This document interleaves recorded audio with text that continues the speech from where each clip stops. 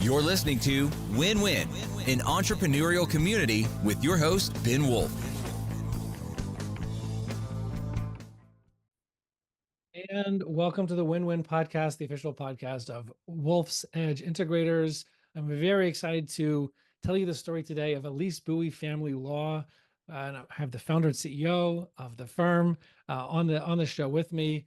And we're going to understand her journey, how she built her firm, how she was, used a fractional COO or integrator from Wolf's Edge Integrators. At one point, that actually ended a year and a half ago. So we're really going to get to hear what happened before, during, after, to really hear her story from the point of view of somebody who's actually done it, right? It's very nice to hear Ben Wolf or somebody else out there online or in a discovery call or in a proposal call talking about, hey, what is this? How does it work? What's the value?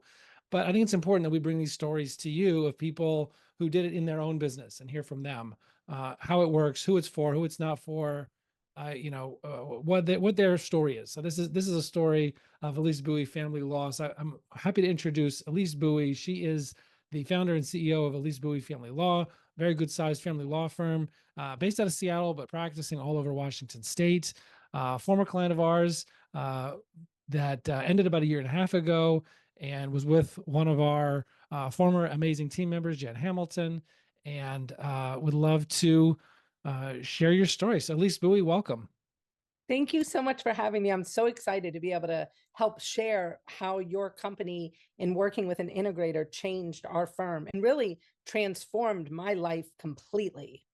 Yeah, I want to get into that. And when you talked about what it's been like the last year, again, even after we stopped working with us and what life has been like over this past year, that's definitely a story that I think a lot of people are going to be very interested in hearing. And if we could get started with, just give us a quick 2-minute background. Like, forget about the events specifically, maybe that led you to working with us, but like, what's the story? How'd you start your firm? Like, what's your story? Sure. Well, I started my family law firm in 2015 in Seattle, and I started it mostly remotely at the time. So we were kind of ahead of that COVID remote thing. At the time, I still am a mom and stepmom of 6. So we had a lot of kids and I was having to figure out how I was sending all 4 of my kids to college. So, I started this law firm solely with the goal of bringing women back into the workforce so they could work and have more flexibility with a remote work environment, and for myself so that I could have that same flexibility. My husband travels a ton with his work, multiple international trips every year. And I was like, how am I supposed to be in New Zealand if I'm supposed to be sitting in the office? So we really started the firm with an eye towards efficiency, technology, using remote work. And so the firm was kind of plugging along from 2015 until COVID. We had grown a little. We had gotten to about 6 or 7 people. We were right at that $1 million mark, right when COVID was starting. And then when COVID started, I kind of probably did what a lot of people did. A little bit freaked out very initially. And, COVID really started out here in Seattle. So we got shut down sooner than anybody else in the country did. And I happened to have a little insight. My kid got exposed to COVID through one of the doctors treating one of the first COVID deaths, long story. But so we found out about how serious this was going to be. So, I pulled all my team completely to remote, and didn't let them go into the office anymore, and really, took a lot of the steps that the public health nurse recommended. But then I became really scared. I had no idea whether we were going to survive or how that was going to work. And I had a receptionist who was a single mom of 2 kids. And I remember telling my husband and my youngest son, I was like, y'all need to forget about my income, pretend I have no income anymore. I said, we need to figure out how we're living on Doug's income completely. And I told my son, I was like, you're not going to your fancy private school anymore. You're now going to the public school. Wow. I was like, I cannot fire this single mom with 2 kids at the beginning of a pandemic because I don't know what's going to happen fiscally. So I literally did all these whiteboards. It's a joke in our family. 43 whiteboards later, I did all these scenarios to figure out how long could we make it with what we had in trust already? If we, didn't get any more dollars, what would it look like? So I tried to figure out and model how would I keep my current employees. And I looked at, who had a spouse with work, who had health insurance. Wow. It was this whole holistic thing. I mean, I still have all the whiteboards on my phone. I took a picture of everyone and I labeled it with what the assumptions were so I could go back and Oh, analyze it. So, I mean, it was a production. Then I called everyone in and I was like, okay, guys, I got this figured out. I'm like, nobody is going. I got this. And I was like, what we're going to do is I am going to do every consult that comes in this office, every single one, free, paid. I don't care what it is. I was like, this is going to be my like community service because people were freaking out during COVID, all kinds of parents, divorce. It was a major thing. The courts got shut down. So I was like, you fill my calendar with consults. I mean, like 14, 16-hour days. I don't care, 7 days a week. So I did every consult for months. I mean, like 9 months and like 14-hour days. I mean, I worked like a crazy person, but none of my what ifs happened. I never imagined that our firm would grow exponentially. So instead of me not getting any money in trust, it became like I couldn't hire fast enough. I wow. had like 20 people in 2020, I think 22 people in 2021. I mean, it was just this Did you constant hired or had 20 people? hired. Oh, 20 new people. Wow. Yes. So, as you can imagine, when I found you all in 2021, I mean, I had literally just gone through these 2 years of wild growth. And so to say that things were getting away from me was an understatement. I mean, I Mhm. desperately needed your firm and that fractional integrator model, somebody to come in and be able to kind of tame the beast and really teach me how to lead that many people and how to structure the firm in such a way that it made sense. And I mean, just so many things. I mean, we can talk about all of the things. Yeah. But Well, let's pick up that time. Like right before you reached out to us, what were things like? How many people were there? If you don't mind sharing, what was the revenue or profitability? Again, up to you to share. What was that like? What was day to day? Like, where were the pains? What was working? What wasn't working at the time? yeah, and I'm probably not going to remember exactly, but I mean, probably when we hired you, we were around between $2 and $3 million a year, Mhm. I think. Um, and our profitability was not great. I mean, because we were hiring so many people, and I was involved in a situation where this person would send me a lot of cases. And so that was a big struggle for me too, was, worrying about getting all these cases from one source and not having a broader marketing Right. spectrum, and Right. so Concentration of revenue. exactly. And so that concerned me a lot. And so, I mean, there were so many things that were out of control in the sense of hiring the wrong people, people who just were not good culture fits. At the Mm. time, I wasn't even focused on culture fits. I was literally like, I need somebody to do this work that is Right. just pouring in the door. And, but, I came to learn very quickly that a culture fit was so much more important than somebody coming in who could do the work right away. I would much rather wait for a good culture fit. Right. And so, I mean, that the hiring was probably the hugest thing. But then the other thing was the leadership, because we had just started to use EOS. And this was probably one of my very first mistakes. I mean, large mistakes. I had made a million of small mistakes, but very large mistakes. Was I thought it would make a lot of sense to bring on people onto a leadership team one at a time to kind of like, kind of get one position down pat before we did the next. And I had kind of identified who would be on the leadership team. And so we started working together with Fireproof, Mike Morris's company Hmm. who deals with EOS. And they were very encouraging too of this, like, bring on all the leaders at once. And so I really went against what I thought was the right thing to do. And that proved to be a mistake because we brought on all these leaders, but they didn't have the necessary experience. So it was kind of like the blind leading the blind Right. rather than, a helpful system until we came to your company. And that's when really things changed because Jen was really able to help me raise up in my role as the CEO and then take off so many things off my plate, but then also raise up other leaders on the team. Okay, awesome. Yeah, well, I want to get into how the people on the leadership team were elevated, how you were able to be elevated, and how an integrator, how Jen and an integrator was able to take things on. Um, I want to get to like before she started though, and what like, how did you know, like, how did you hear about fractional integrator or COO? Like, how did you hear about that being a thing? And, how did you reach out to, did you talk to other people? How did you choose us? Like, what was that process like of finding your right, or what you believe to be your right fractional integrator? Well, it's funny because I found you all. I was on a flight home from a mastermind, and I literally was so overwhelmed with all the things that I had on my plate. I mean, I got on that plane, I sat down, and I remember telling my husband, I was like, I can't keep doing all this. Like there's no way for me to run this entire firm like I am right now. And I'm like, there is a better way. And I used to joke, I'm like, I need my own John Knockhazel. And John Knockhazel was the COO of Mike Morris's law firm, Oh, okay. who wrote Fireproof. And I was like, but I mean, I can't afford a John Knockhazel. They're like a $200 million PI firm. Do you know what I mean? And Right. John is like the godfather of integrators. He can run a business so well.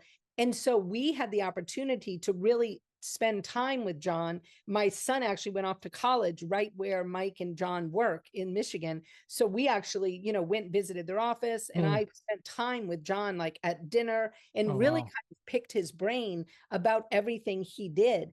And so it became super obvious to me that it is that role that was the role Mm. that I was missing.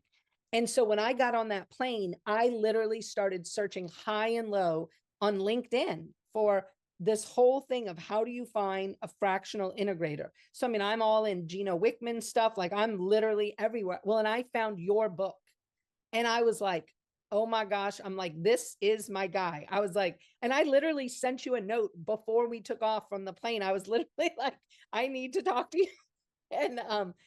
And you just you had written the book on it. I mean, you understood about fractional leadership, and you understood about what a smaller company needs, and how it is really hard to go hire, the John Knockhazel, Yeah. who's like an ex director at GM, you know what I mean? Who's, Right. like I didn't have $500,000 laying around to go hire somebody, to be my John. But Right. instead, I found you, and you hooked me up with my Jen. And so Got it. then You got a Jen instead of a John. exactly. Um, so that's great. So, so tell me tell me about what it was like, right? So, I guess, how did you decide to, like, after we talked and we introduced you to Jen, how did you know that, hey, we want to go forward with this? And then after that, like, what was the beginning of the engagement like? How did it start? How did things begin? Well, I knew almost immediately when I met with you and Jen, and especially once I met with Jen, it was clear she and I shared a lot of the same kind of leadership ideas, just like people first kind of thing, and being like a servant leader, and just like a lot of the same just ideals. So I felt like it was going to be a good fit, and I could tell you were going to be super supportive of her, and that there would be other people on your team. Like if I was maybe giving her something that was outside her wheelhouse, she didn't just have herself, she had your whole expertise, your team. And so, and obviously I could reach out to you at any time as well. So there's this like whole team support, which I think is a big, huge benefit. But it started very much with just like same page meetings with Jen, one, just getting to know each other. Do you know what I mean? Like just becoming comfortable with each other. Right. And I mean, a lot of that is, in my opinion, there's a lot of personal work that I had to do, in that I had to really be honest with who I was. Like I had to tell her, I am a nightmare. Like I am going to, email you like 92 times a day with random things, and they're not going to be organized because I probably have undiagnosed ADHD, and, and I'm going to have like 12 ideas by noon that I'm going to think could be implemented by 5, and I'm going to be like, what's the problem? Like, why can't we do this? And so I had to really be obvious and like really, really self-reflective, about what was going on. And I mean, to this day, like I literally just had a leadership team meeting last week, and I joked and I brought up Jen, and I was like, remember, Jen taught us like Elise has 3-minute tasks, 3-hour tasks, and 3-week tasks. But does she have any 3-month tasks? No, but most of my projects are 3 months or longer. So like she really taught me how ridiculous my time frames were for things, and how I needed to be much more realistic about what people could accomplish and in what time frame, and, being able to break things down better. And then the other thing that I think in the beginning of the working together that was so helpful was having objective eyes on my entire leadership team.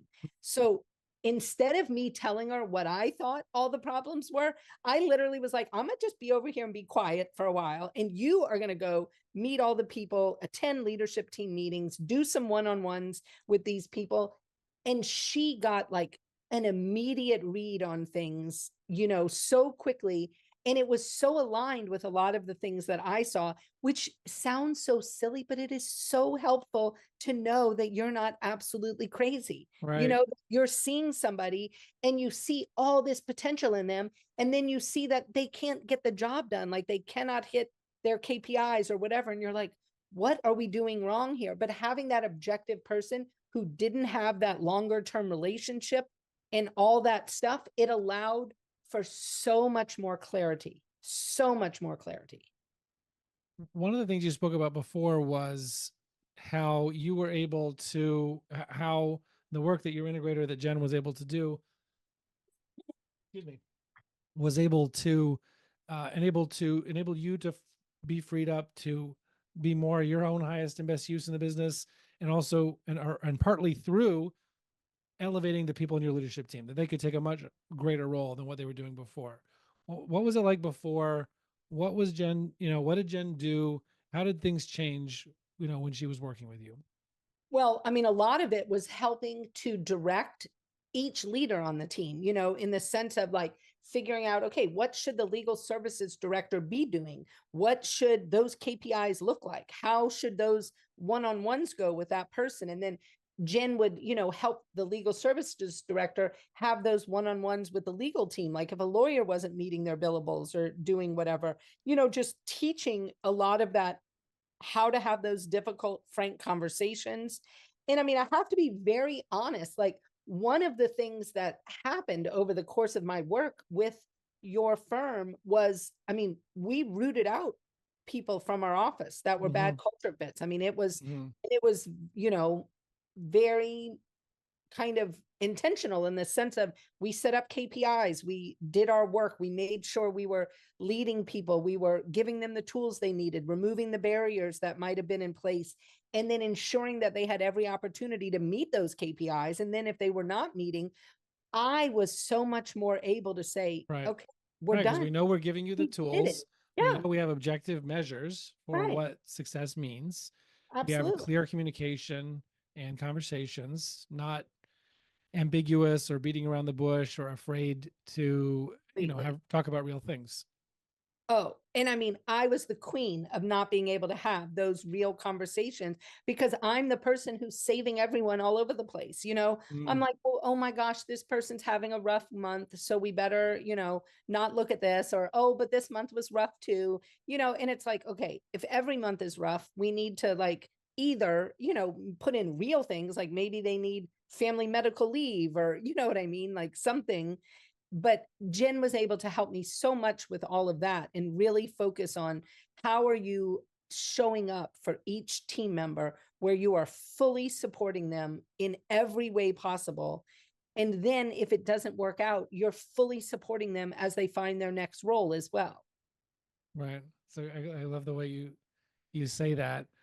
So thinking about that first 1 or 2 or 3 months together, what were some of the biggest changes that you saw right at the beginning?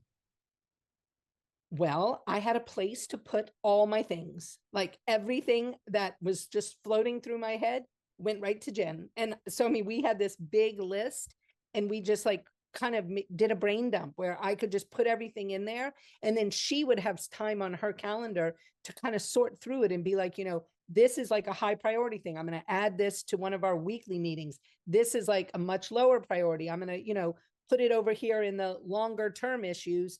But I'm not going to like freak out about it. But then she would let me know that, so I knew it was somewhere and it was being kept.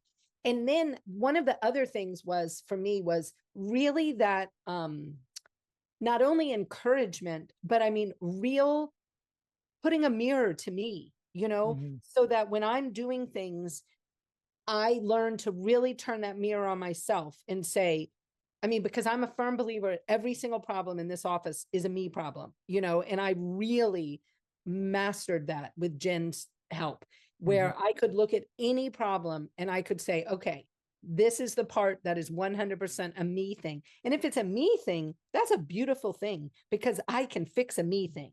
But if it's a somebody else thing, that's not quite as beautiful a thing because I might not be able to fix that at all, So I tend to err on the side of like, okay, Elise, what have you done wrong? Like, what system is failing? What hiring thing did you do wrong? What firing thing did you do wrong? Like, I can really turn that mirror on myself. And I have found that to be wildly powerful because I'm able to then stay calm. I'm like, oh yeah, look at me. Problem number 2 million that I created. So here I am. Let's fix it, and I can just like fix, improve, tweak, and go on and do it again. Do you know what I mean? Whereas a lot of them spend all this time like, oh my God, my team is so bad. They don't do this, they don't do that. And it's like, yeah, it's all a leadership thing. And Jen really helped hold that mirror for me. Wow. One of the things, I think it was before we started recording, you were talking about how she helped you realize not just, what to do as a leader or visionary, but also things to not do. And I don't know if you partially already spoke about this, but what did you mean by that? What did you learn, I guess, to not do that was just as important as the things you learned to do?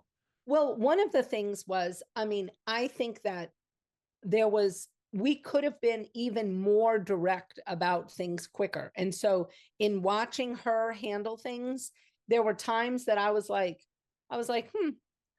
we could probably have sorted this out a lot quicker if we had been more direct early on and, done things. So it really changed my entire way of really hiring, in that we are super direct about what our expectations are. I mean, things are like in our offer letter. Like when we're having conversations, we have what you would call those GWC kind of conversations, get it, have capacity kind of conversations. And every single time we're having one of those conversations, and if somebody is lacking in one of those categories, I'm always like, can we pull up their offer letter? And I'm thinking like, did we not say this, early on? And it's so interesting because it's in everything now. Like we say the things, they're in there from the day one. They're in onboarding. We're talking about them in a 30-day meeting, a 60-day meeting, a 90-day meeting. Well, what are some examples of things like that? Things like, for a billable firm, we're an hourly billable firm. This is like probably the biggest example. Everybody talks about billable hours. Nobody defines what a billable hour is. So you have people that are like, oh yeah, I met my billables. And I'm looking at Clio, which is our practice management software. And I'm like, well, it says you met your billables, but when you pull the invoices and then they pay the invoices, there's like a 30-40% difference. So I'm like, what does that mean? That because of write-offs or? Well, that's the thing. You have to go and dig in and figure out what they are. So we have spent lots of time and energy figuring this out. We had discounts, we had write-offs, we had people writing things like, oh, it took me a long time to do this, so I felt bad for the client that maybe it was too long. And so like all these different things. So we then created a definition of a billable hour is an hour billed at your normal hourly rate that is placed on an invoice. I don't hold an attorney to the collection because if there's collection issues, that's on me. Right. 100%. But if it was written off or discounted, that doesn't count as billable. That doesn't count. And so we now call it billed on invoice. So, literally from 2023 to 2024, we plugged a bucket that was about a $700,000 a year bucket of leaky stuff. And so like, that is a thing. When we hire people, because in our office, people choose their billable goal and we explain to them, your billable goal is a billed on invoice goal. So you need to like think of all the time you might spend discounting and doing whatever and account for that, like don't give yourself some crazy billable goal that you won't be able to reach, and so we're very upfront about that. And we talk about it. It's in the offer letter. It's defined, you know what I mean? Like, and that's been a huge shift to help us, it's pulled up our profitability huge. And how is freedom? Like, how is your own freedom or your own ability to be more of a visionary How has that changed since after, our team member got on with you? Oh yeah. Well, I mean, huge. That was um so from the entire engagement with your firm, like, was over all of 2022. And I have to be really honest, 2022 was a wild year in our firm. I mean, we had some wild stuff go down. I mean, even to the point of, I mean, we had a team member killed in a plane crash. Our bookkeeper was killed in a plane crash, which Right, I was, think I remember hearing about that from Jen. yeah, Wow. horrible, like, and really difficult to address. And so, despite all that, so there's all this craziness happening, yet we're getting calmer and calmer, and we're like reining in things. And then by the time the engagement ended at the end of 2023, I mean 2022, interestingly, I was literally kind of at the end of my rope. I mean, especially after the death, and then my family, we had like a home flood, this crazy king tide thing on Christmas. And I literally told my husband, I was like, yeah, I'm like, next year, we're not having a big growth year. We're having a year of peace. So, like, in that meeting on like January 4th for my team, I told them, like, we are all like, we're focusing on improving all the things we have now. And I am having a year of peace. And at that moment, I didn't know exactly what that would look like. But within a week or two, I did. And I said that I was going to take a month off every quarter for the entire year of 2023. And the whole goal was to see what else I was involved in that I shouldn't be, like what else needed to be delegated to other people, and what other leaders needed to be developed on my team to handle those things. And just as far as like succession planning, like after you lose somebody like Lauren in the plane crash, it became really obvious to me we needed a deeper bench in every position, Mhm. included. And one of the key things that Jen did from your team was she raised up a leader in my office, somebody that probably most people wouldn't have expected to become the COO. And Mhm. so she raised up this person to really take over and be able to move into that role. And so that really allowed me to do this month off every quarter. And so we ramped it up over the year. Like the first quarter, that person, my COO, could contact me, if she had a problem. Then the second time we did it, it was like she could contact me once a week. You know what I mean? And so we ramped it all the way till the end of the year. And I went on a trip to Antarctica for a month. And I had no idea if I'd have any cell service. I mean, Antarctica seems far away to me. Like, I was like, I don't know if there's cell service. So we prepared for me to have no coverage whatsoever. And I mean, for us, that was this huge deal because not only did we build in my time off, we built in the finances in such a way, because our firm is closed for those 2 weeks of December.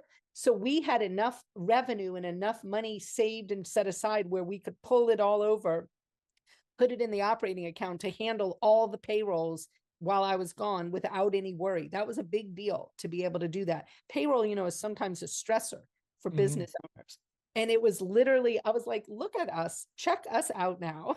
And so, in this year, we literally, like, we just closed for the 4th of July. Historically, these closures are a stress for me, not even a wink of stress. Like, all Wow. the money is set aside in savings, all the finances are like so dialed in, it's crazy.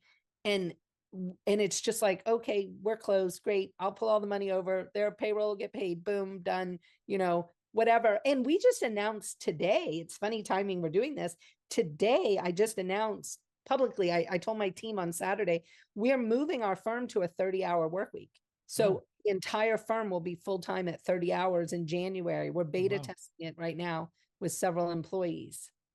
Wow, wow, wow. When she worked with your new COO, what did that look like to develop someone else into that role? What did it look like to elevate some of those other leadership team members to more fully own their functions of the business and not always be running back to you for things? What did that look like in elevating those people to fully own their functions? Well, I mean, there was a lot of very specific leadership training. Like, we did book clubs and we read books together, and we talked about things. We did Clifton Strength Finders all together, and we would like come together and understand like how our strengths played against each other and how they helped each other. She did one-on-ones with every leader in the office, you know, to help them learn and understand like what they needed to be doing. But I have to be really honest. I mean, we moved out a lot of the leaders that were there. I mean, that there was a lot of Right. people that were A lot of it not, was not just elevating people, but finding the but right people and managing. realizing that some of Yeah. those who were there were not going to work out.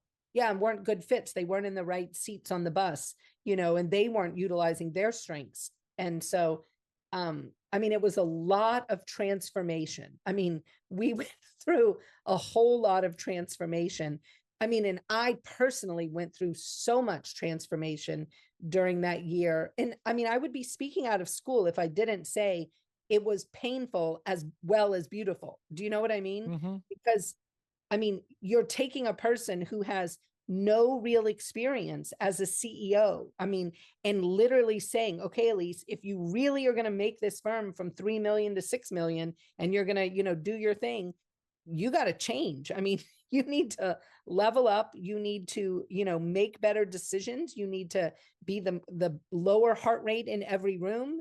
And I mean, a lot of that was learned through all of my work with your firm, and Jen is my integrator. It's beautiful. Now, tell me about the coaching and teaching work that you do with other law firm owners.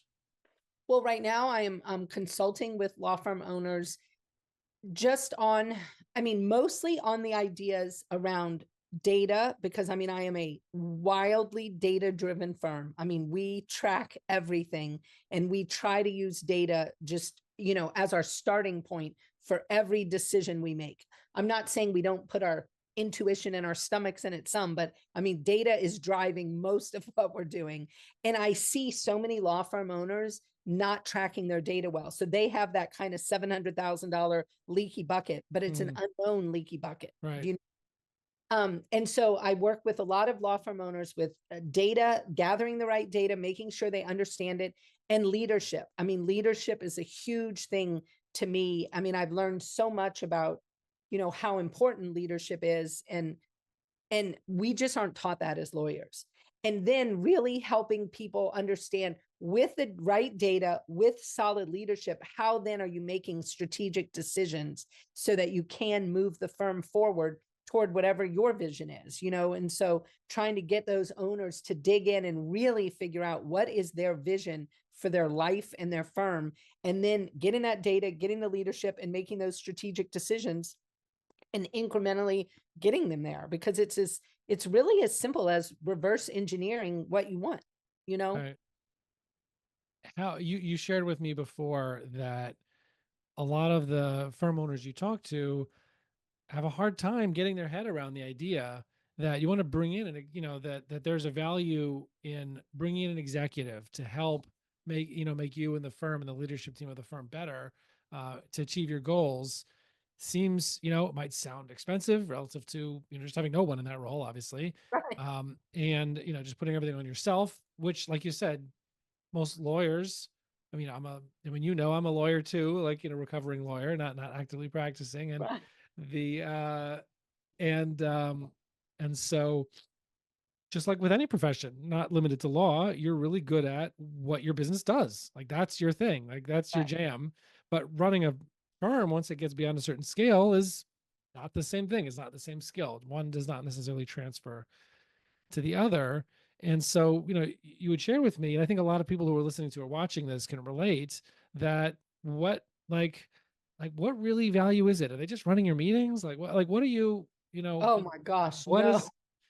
is, so talk to the people Oh, who are, maybe having a hard time getting their head around what a fractional COO, or even if they would hire a full-time great COO, what's a fractional COO or integrator?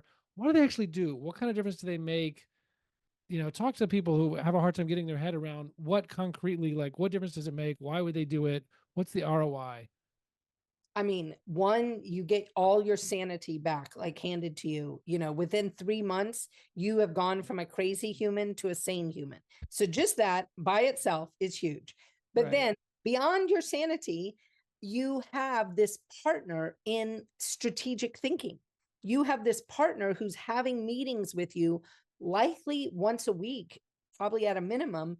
And they are literally sitting down and asking you, like, what is keeping you up at night? Like, tell me, put it on a list, hand it to me. Let's get it figured out.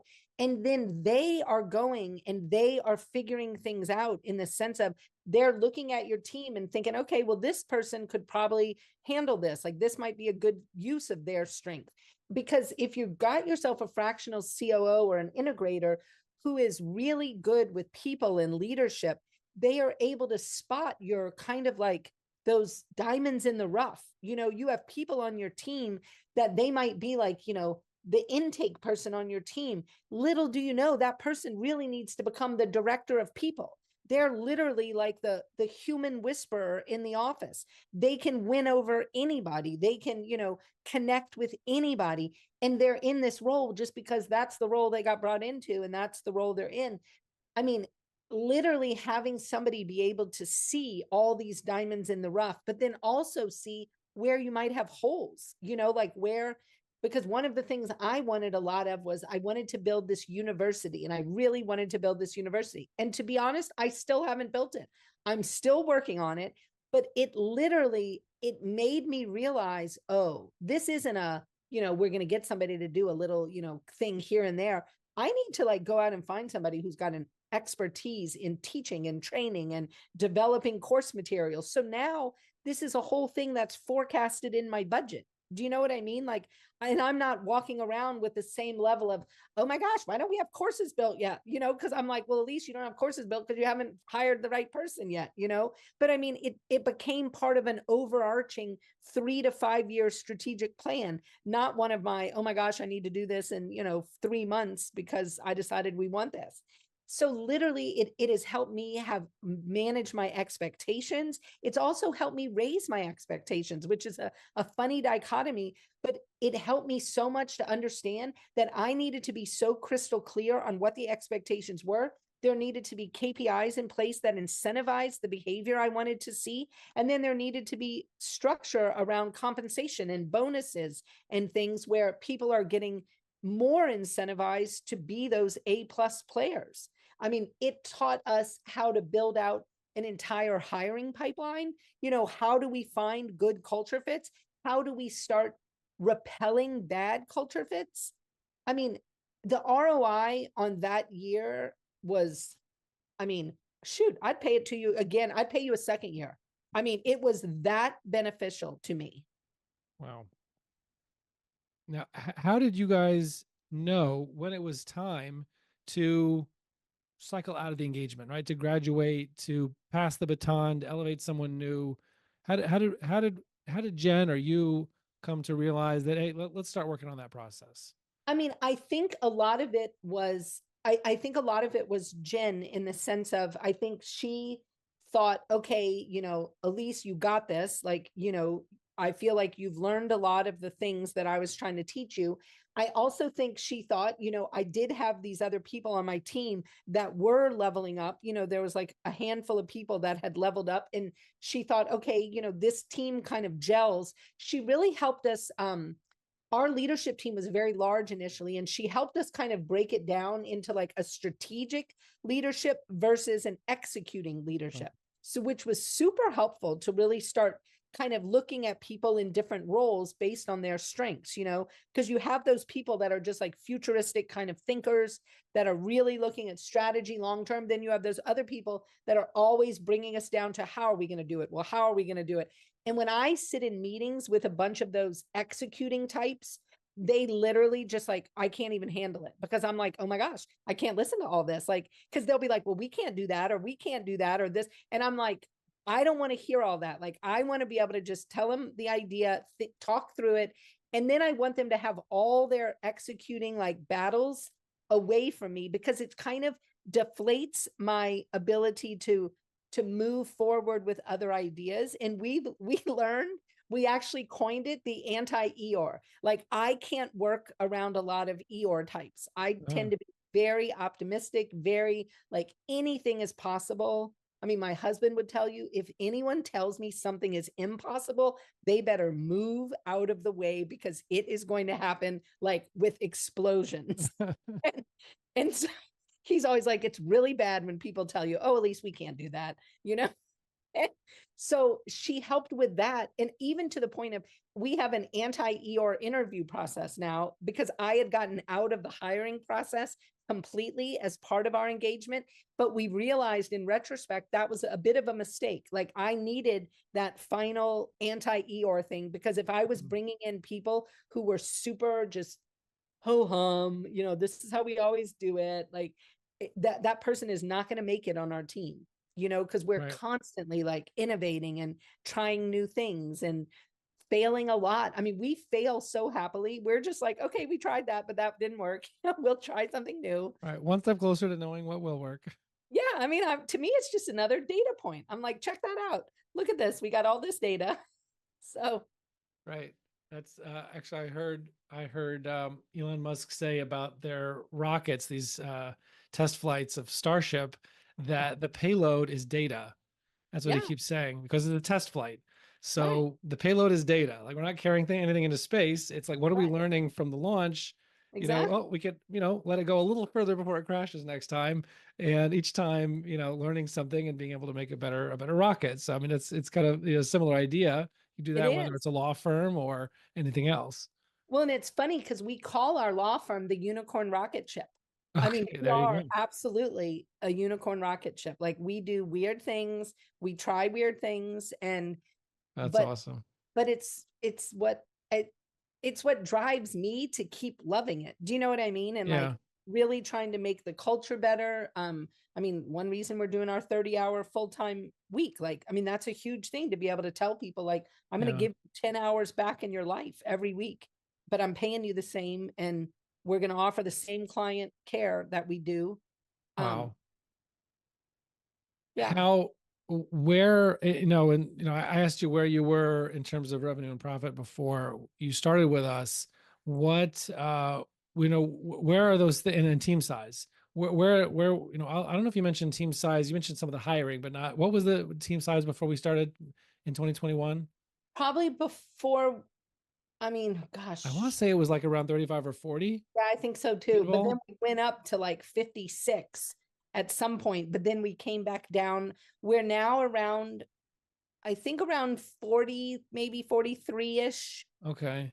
And we're, you know, probably at a between $5.5 and $6 million kind of run rate. With, you know, super stable numbers where, I mean, like crazy stable where, you know, I mean, I forecast literally within a 1% range on things. And I mean, my finance team, which was somebody that was found by your company and your people. So like, I owe you my finance team too. But, I mean, they joke with me all the time because I'll be like, oh my gosh, look at this. We're 2%. They're like, Elise, that is not statistically significant at $6 million. I'm like, okay. So tell me about life this last, as if in a final question, tell me about life this past year and a half since we stopped working together. What's happening since then? Well, my year of peace was huge success. Like it really helped me just get even better as a leader, you know, understand more and more about delegation and how I was involved in things that I didn't need to be. And it allowed other people on my team to level up even more. So, I mean, I have people on my team, like my number 2 person literally just announced recently, she wants to go to law school. So conceivably, I could lose her. In a normal scenario, that would like freak a law firm owner out. I'm like, okay, we'll figure that out. Like she and I are literally like having succession planning conversations and what do we need to do? And we have no idea what it'll really be. She would love to stay working and, you know, keep doing it. But obviously I want to make sure she's got the space and the freedom to do whatever she wants with By her the way, law. I went to law school at night, work full time, by the way. I mean, I want her to Not everybody wants to do that, but yeah, I want her to feel all the freedom in the world to do what she wants to do and live her best life. And but it doesn't scare me. Do you know, which that's a really weird place to be, you know, in a really self-managing office where you could lose an integral team member, but you know that you would be okay still. Right. It's worth pausing on that point. Like, because it feels so different Yeah. from what you were used to before, what most people are used to, where they're pulling all the levers, they're involved in everything. And even if they have one or two key team members, like you said, the thought of losing one person, single point of failure, can be devastating, can bring you Oh, immediately into chaos mode, like that tragic case that you mentioned with that employee and with the bookkeeper. And so, to be in a place where you could say, our team has a deep enough bench, our processes, our systems, our metrics are in place. I've got good people. We could solve even major issues like potentially right. succession planning for a COO. I think it's worth pausing on that to say like that having I think you use the term self-managing business, and that's not something that happens automatically. It happens with a lot of intentional and intense effort. Oh, definitely. I mean, it's been a lot of work and a lot of direction to get there. But I mean, the end result of that is, I mean, like right now, I'm dealing with a major medical thing with my own husband, Mm, where like I don't know what's going to happen, whether he's having back surgery, not back surgery, I don't know. But I mean, major and completely out of the blue. Like all of a sudden, one day, at least we're going to the ER, and now we're on a major part-time job doctor thing. But that was a non-issue. I literally sent a Slack message to my EAs, and I said, you need to let everyone on my calendar know I could have to back out at the last minute. That is not my intent, but I don't want anyone to be surprised. They need to know I'm dealing with this medical situation. I mean, it's just been a non-issue. And then part of our leadership team a whole day was spent in succession planning. If I had to go completely MIA for 6 months, wow. we need to do to make sure that is a smooth process. And you would think that would be a big, it's just not even at all a big deal. Like we're like, That's beautiful. yeah. So it's been really transformational. Oh, that's amazing. Well, I am grateful that we're able to have a part in that.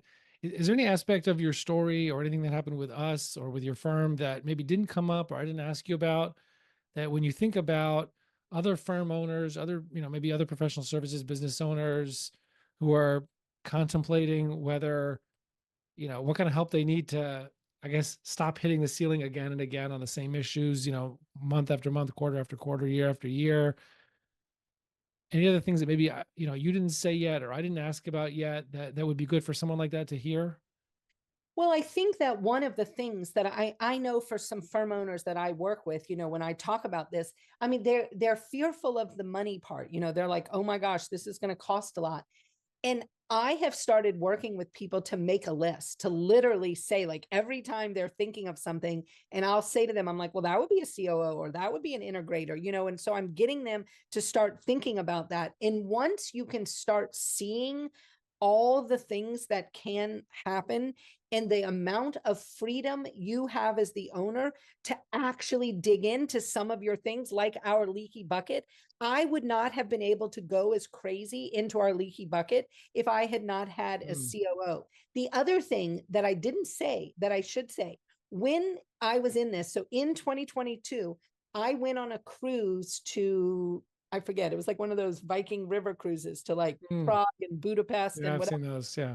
So there I was on this cruise. Well, I get COVID. So I'm literally quarantined to my room. Lucky they all have balconies. So I'm just like, checking out Europe, going by on my balcony, just as happy as a clam.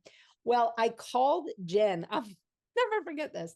I called her. We could have access on that. And I said, I was like, we're going to cut off the marketing source that I was saying before, where we had this marketing source. And I said, we're going to bring it all in house, and we're going to make sure we can carry and do our, bring in all our leads on our own with none of this. I said, it really worries me to have this. And she was like, what are you talking about, Elise? Like, you mean you're going to cut off $2 million of referrals? And I'm like, absolutely. I was like, just cut it off next Friday. She was like, oh my gosh, have you thought this through? I'm like, girl, COVID. I've been on a balcony for days. All I'm I'm like, doing is thinking. I was like, I got all the spreadsheets. I was like, I will send them to you. It will be fine. And so we did that. We cut it off. Oh, you did it. We did it. And Thought you were gonna say she talked you off the ledge. no, we did it. And we did not even have a blip. Really?